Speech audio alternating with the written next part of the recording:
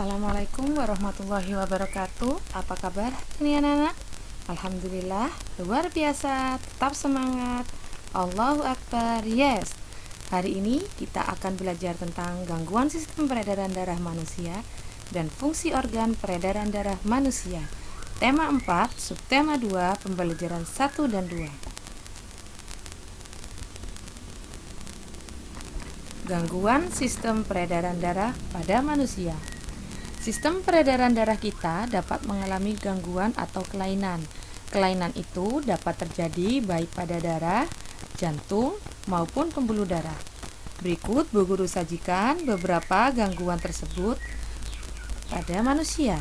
Yang pertama, gangguan darah yang biasa kita sebut dengan anemia. Anemia dapat disebabkan oleh kekurangan hemoglobin, zat besi atau Fe, maupun eritrosit. Apabila tubuh kekurangan hemoglobin, mengakibatkan suplai oksigen ke jaringan berkurang, sehingga mengganggu fungsi sel-sel tubuh. Hemoglobin berfungsi mengikat oksigen dalam darah. Selain itu, anemia disebabkan oleh volume darah dalam tubuh yang berkurang dari ukuran normalnya. Yang kedua, talasemia atau penyakit keturunan karena adanya sel darah merah yang tidak normal. Sel darah merah pada penderita talasemia bersifat rapuh, mudah pecah dan cepat rusak. Akibatnya penderita selalu kekurangan sel darah merah.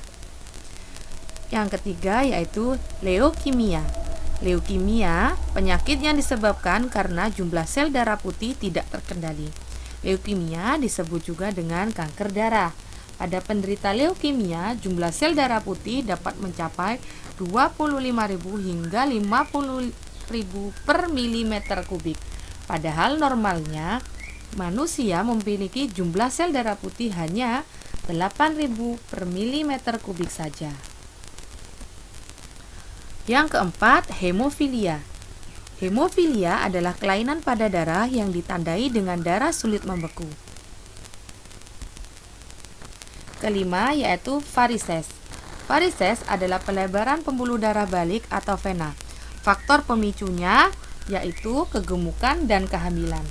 Sklerosis adalah penyakit yang disebabkan oleh pergeseran atau penebalan pembuluh nadi.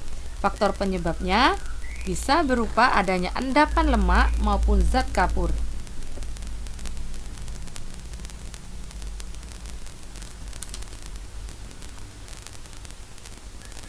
Fungsi organ peredaran darah manusia. Peredaran darah manusia mempunyai fungsi masing-masing dan tentu saja mempunyai fungsi yang berbeda ya. Yang pertama, jantung.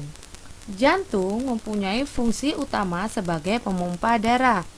Jantung tersusun atas 4 jaringan-jaringan berikut.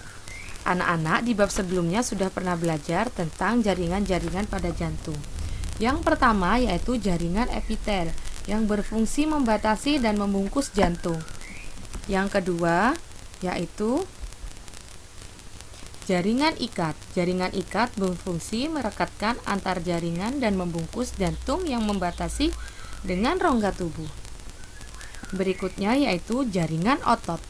Berfungsi untuk memompa darah dengan cara berkontraksi dan relaksasi sehingga jantung bergerak, mengembang dan menguncup.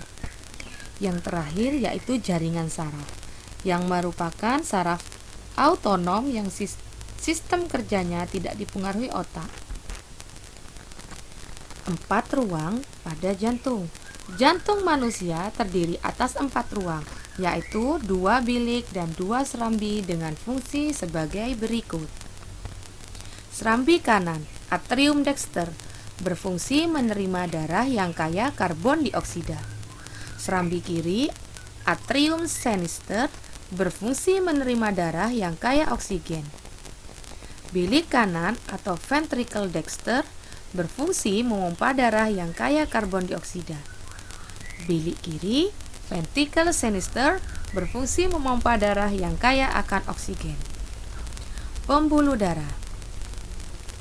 Pembuluh darah menjadi saluran untuk mengedarkan darah ke seluruh tubuh. Darah manusia senantiasa beredar di dalam pembuluh darah. Dari jantung, darah mengalir melalui pembuluh darah hingga ke jaringan tubuh. Kemudian kembali ke jantung melalui pembuluh darah. Dengan demikian, darah tidak akan tercampur dengan cairan tubuh lainnya. Pembuluh darah dalam tubuh manusia terdiri dari atas 3 jenis.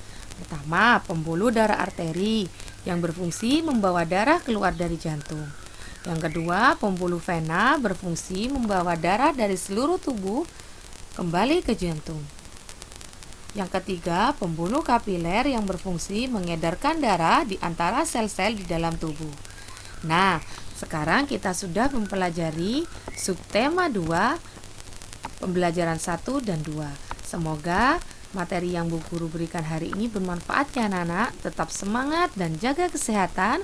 Assalamualaikum warahmatullahi wabarakatuh.